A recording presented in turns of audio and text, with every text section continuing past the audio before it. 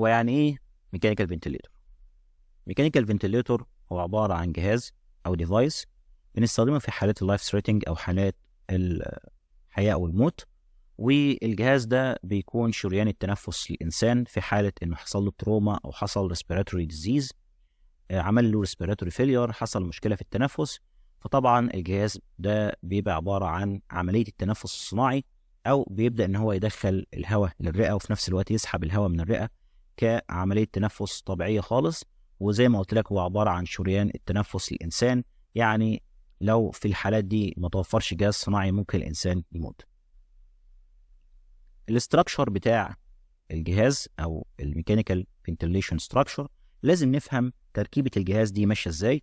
لو جينا بصينا هنلاقي الجهاز بتاعنا بيتكون من شاشه وبيتكون من مجموعه من الوصلات. الشاشه طبعا عن طريقها انا بحط السيتنجز بتاعتي او الاعدادات، وبختار الموديل اللي البيشنت هيمشي عليه. اما الوصلات فعندنا 3 وصلات تغذيه. الوصلات دول هم الاساسيين عشان اشغل البيشنت او اشغل الجهاز على البيشنت. فبلاقي عندي اول وصله خالص هي وصله الكهرباء، ودي اللي بتشغل الجهاز ودي اساسيه. وبعد كده بلاقي وصله الاير ووصله الاكسجين.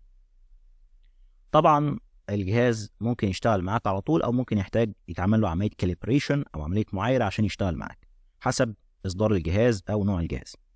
بعد كده بنلاقي عندنا لاينين او بمعنى اصح 2 لاينز.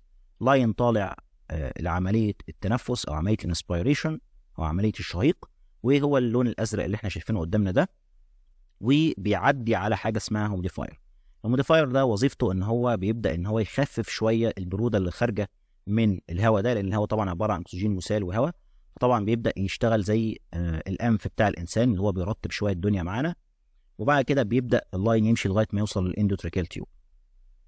اما في عمليه الاكسبلوريشن بنلاقي الموضوع بيختلف شويه، ان بتلاقي في اللاين بتاعنا فلتر. الفلتر ده بيبدا يفلتر الفيروسات او البكتيريا اللي خارجه عشان ما توصلش للانفايرومنت. خلاص. الجهاز ده شغال بسنسورز، والسنسورز دي بتكون غاليه جدا جدا جدا، لان اي جهاز بيبدا يشتغل على سنسورز. السنسورز دي بتشتغل على البريشر، على الضغط. والسنسورز دي بتفسر ان الجهاز ثمنه مش رخيص، فلازم تكون بتتعامل مع الجهاز بحساسيه كبيره جدا عشان تحافظ على الجهاز لاي مريض ان هو يستخدمه. زي ما قلنا الجهاز مهم جدا. لو جينا بصينا في الرسم الكروكي المتحرك ده هنلاقي زي ما انا قلت لك بالظبط ان عمليه الانسبيريشن الهواء بيعدي الفالف زي ما شايفين وان واي فالف، يعني في اتجاه واحد، وبيبدا يعدي على موديفاير عشان يبدا يرطب لي الدنيا ويوصل لي الهواء للرئه. وفي نفس الوقت الهواء بيخرج من الرئه زي ما انت شايف ويطلع بره للانفايرمنت زي ما انت شايف كده. طبعا لازم يبقى في فلتر، بس زي ما انت شايف هنا في الجهاز او في الرسمه دي بتكون رسمه مغلقه، فعشان كده هتلاقي في حاجه اسمها CO2 ابزوربر، وده ان هو بينقي بس الهواء وهو راجع. لان طبعا بتلاقي ان عمليه الانسبيريشن والاكسبيريشن في نفس اللاين، مشترك في لاين واحد. لكن في جهاز التنفس الصناعي الحديث بتاعك في العنايه المركزه مش هتلاقي الكلام ده، هو عباره بس عن رسم كروكي زي ما انت شايف. وعشان الانسبيريشن والاكسبيريشن بيعدوا في لاين واحد او بيتجهوا في النهايه لمكان واحد، هو حاطط هنا CO2 ابزوربر، وفي عندك هنا الجاز فولو بتاعك بيبقى داخل وخارج. خلاص زي ما انت شايف كده.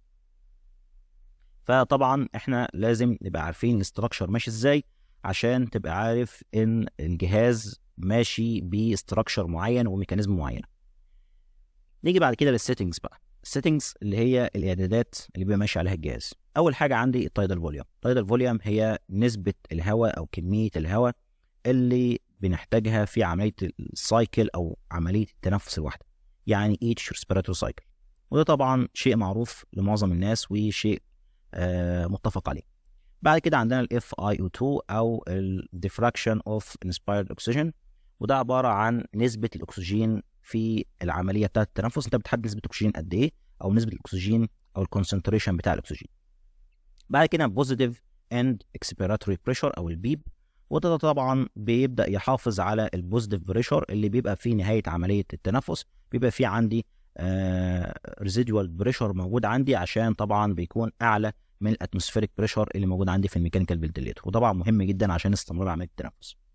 بعد كده البريشر سبورت، وده طبعا لما بتلاقي البريشر سبورت بتاعك كل ما تعلى بيه كل ما تلاقي ان البيشنت مش قادر او الهواء اللي واصل للبيشنت مش كافي انه يحافظ على نسبه الساتوريشن او نسبه الاكسجين في الدم، فبترفع البريشر سبورت.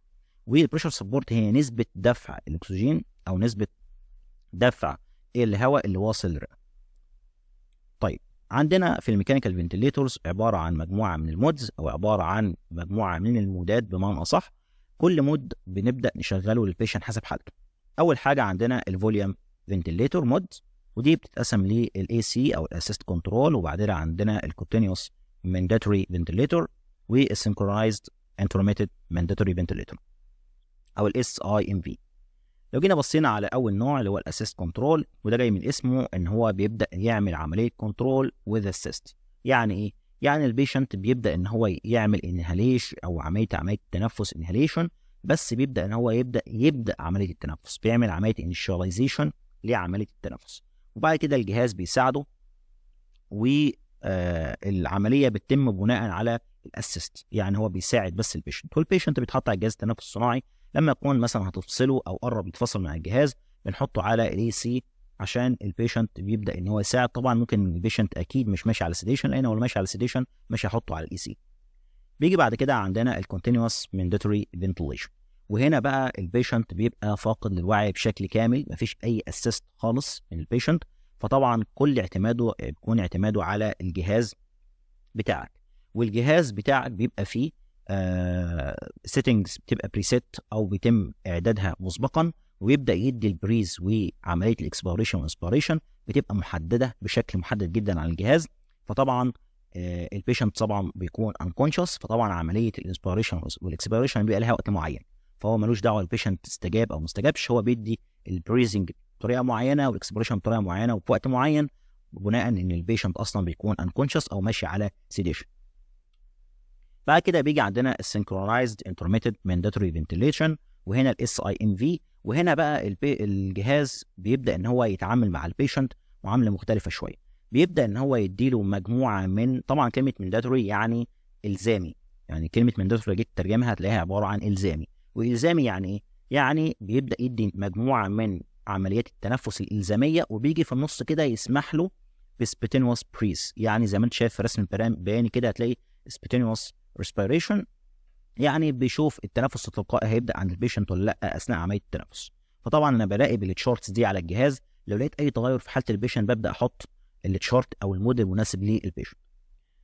بعد كده بنيجي للبريشر فنتيليتور مودز، دي خاصه بالبريشر بقى مش خاصه بالفوليوم. البريشر كنترول او البي سي في، والبريشر كنترول انفيرس ريتشو فنتيليشن، وده البي سي اي ار في. وطبعا عندنا السباب والبايباب، ودول طبعا مش محتاجين شرح ولكن هشرحهم ان شاء الله. لو جينا بصينا على البريشر كنترول فنتيليشن، وده طبعا بيركز على الفلو وبيركز على الفوليوم. فانا بدي للفنتيليتور المساحه او بدي له الحريه انه يتحكم على البريشر بتاعي اللي رايح للرئه او رايح لعمليه الانسبيريشن. وطبعا بيبقى في عندي بريسيت انسبيريشن وبريسيت ريسبيراتوري ريت، هو بيبدا يشتغل بناء على الفلو وبناء على الفوليوم اللي هو موجود عندي. بعد كده بريشر كنترول انفيرس ريتشو فنتيليشن، وهنا بقى بنلاقي ان في العمليه دي بيبدا البريشر بيعتمد اعتماد كلي على نسبه الانسبيريشن والاكسبيريشن، وبنقول عليها الاي اي ريتشو، او النسبه دي طبعا بتكون اعلى من 1:1. وبناء عليه بيبدا تلاقي ان الرسم بيختلف شويه معاك، وبيعمل حاجه اسمها فنتيليتور ادجستمنت، ان هو تلاقي عندك في عمليه البريشر بتكون رسمه مختلفه، ان هو طبعا البريشر ده بيعتمد على نسبه الانسبيريشن والاكسبيريشن ريت. وطبعا دي مهمه جدا لانها بتحافظ على نسبه الضغط المتوسط اللي موجود عندك في الالفولار بريشر، وبتحطه في السيف رينج. نيجي بعد كده عند السباب والبايباب، ودول لا يخلو منهم عنايه مركزه. طيب السباب والبايباب ليهم اختلاف بسيط ما بين الاثنين. بنلاقي ان البيشنت طبعا بيكون عندنا كونشوس، لان بيبقى فيه ماسك للسباب وماسك للبايباب، فالبيشنت هو اللي بياخد نفسه مع الجهاز.